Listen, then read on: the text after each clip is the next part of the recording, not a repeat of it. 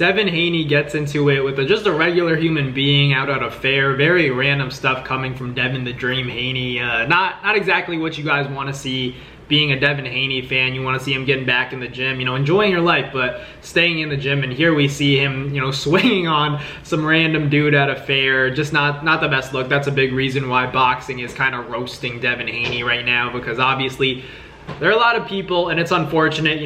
Ryan Garcia, like I've said, I haven't talked about this in a while, but Ryan Garcia obviously tested positive for Osterine. No matter how much or how little you think that impacted the fight, rules are rules, and Ryan Garcia was banned for a reason, right? So obviously a lot of people don't respect the fact that Devin Haney, really fought to the commission to get his O back, and that he's not really a true champion because he wasn't very eager to get that Ryan Garcia rematch initially, and now he's more open to it. But just seeing him, go out there and just at a carnival, at some freaking OC fair, like, why are you getting into a fight? You're a famous superstar and you have a lot of influence in the world, so it's just like, why risk that all by going to this fair and also getting into it with a guy? No matter what he said, a lot of people, you react differently, and I understand maybe he said something that Haney found very offensive, and it's not cool, shouldn't be acceptable. That's all very possible, but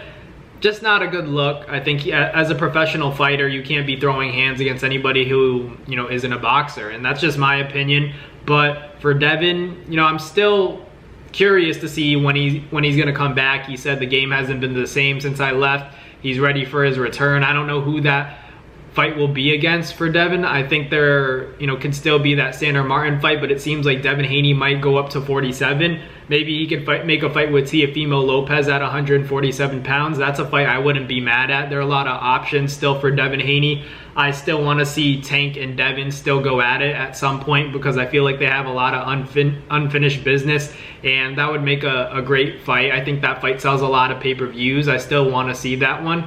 And I think Devin Haney, he's still very much in the game, because who knows if Ryan Garcia's PED testing positive, if that really did impact Devin Haney's fight against Ryan as much as, he's saying it did, then he should look really good still at the highest level. So we'll see what happens with Devin. I hope, I like Devin Haney. Him and his father have always been, very entertaining, and whenever I would go interview Bill Haney's always been a cool dude, and a respectful dude, but he's so proud of his son. So it's something like it's hard to hate on. How can you really hate on a dad who's trying to prevent his son from a life that he used to live? But obviously Devin's still a tough guy. He's still a fighter. He has a lot of pride. He's not going to let people just talk about him and get away with it. So in some ways I understand what happened with Devin Haney at the fair, but also it's like, you're bigger than that. You shouldn't be paying any mind to these guys. Don't give them the attention that they're asking for if they're trying to be haters. And Devin was around a lot of guys at the time, and then kind of fled the situation after throwing a shot, and other people swung on the guy that Devin Haney threw a punch at, and you could clearly see Devin Haney walking away from the situation, not wanting to be associated. But why put yourself there in the first place? Why even throw a punch? Devin Haney, I think, just has to be a little bit smarter about this kind of stuff, because he's got a big reputation and people are following his every move. That's how it is when you live in the the public eye. People are gonna critique every single little thing you do. If you make a mistake, people are going to be on you. If you do something great, they love you for the moment but forget about you the next day. So that's just stuff Devin Haney has to take into account. Let me know in the comments down below what you guys thought about this, and also what's the fight that you guys want to see Devin Haney in, because I'd love to see the Ryan Garcia rematch, but with Ryan still being suspended and Devin Haney taking the beating that he did, that could still, be made, but it most likely wouldn't happen next for each fighter. I think that they're both going to have a get-back fight.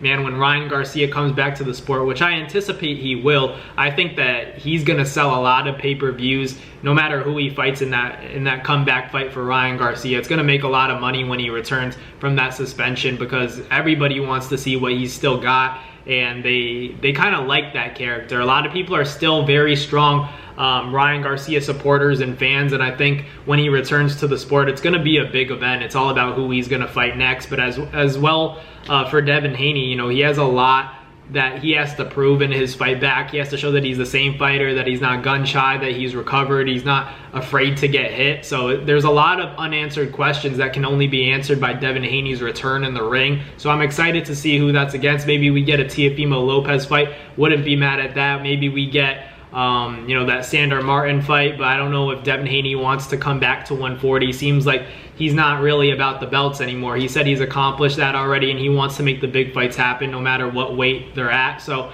that tells me Devin Haney doesn't really want to make 140, because I think against Ryan Garcia, Devin Haney had a hard time making 140. So he said, I gave that advantage to Ryan. He came in overweight, you know, said forget the scales. I'm going to come in healthy and hydrated, and you know, we saw the result that we did. Austrian or not, Devin still took a lot of punishment in that ring, so we'll see how he recovers, see how he responds to everything that, you know, has been going on. Not a big or not a great PR moment for Devin Haney punching a fan, or at least attempting to. He didn't connect on a shot, and a lot of people are roasting him, saying, you know, you couldn't even land a shot on a civilian, some guy who doesn't box and stuff like that. But that's people kind of missing the point. The point is that he shouldn't have been in that situation in the first place. He's got to be smart, be able to contain his emotions. I think that even went back to the Ryan Garcia fight. A lot of people picked Devin. I picked Devin to win that fight if he could stay away from the left hook. Obviously in that fight we saw that he couldn't, but in that fight, it was interesting because it seemed like Devin Haney just said, forget the game plan, I want to fight this guy. Like he almost let his emotions dictate the game plan, you know, and then he threw the original game plan, the correct game plan, out of the window and said, let's fight. So this is another scenario where Devin Haney is kind of fighting with his heart, and like Floyd Mayweather always says, when you get an emotional Tank, when you get Tank fighting with his heart, you get the okay Tank. When you get Tank using his brain, you have the best fighter in the world. That's my Floyd Mayweather impression. Let me know in the comments what you guys thought of that. But it's just an interesting scenario where Devin Haney, you know, he's in that transition time where he's faced adversity for the first time in his career, whether you want to call it a loss or not. You know, he took a lot of punishment in that ring, so we're gonna get to see what he's looking like when he comes back and returns to the sport of boxing. And I'm excited to see him back in action, but I'm also curious to see how he's gonna respond to, you know, facing stronger and stronger levels of opposition. You know, when it comes to guys who can hit, who are good boxers as well, when it comes to that elite of the elite level. So let me know in the comments what you guys think. Thank you guys for watching. Like, comment, and subscribe, and I will catch you guys on the next Nabs boxing video. Thanks for watching. Peace. That's going to do it for another Nabs Fight Media video, guys. Thank you guys so much for watching. It's been your boy, Matt Nabong, with another video. Hope you guys enjoyed it all. Thank you guys for the constant support. Salute to y'all always. It's been your boy.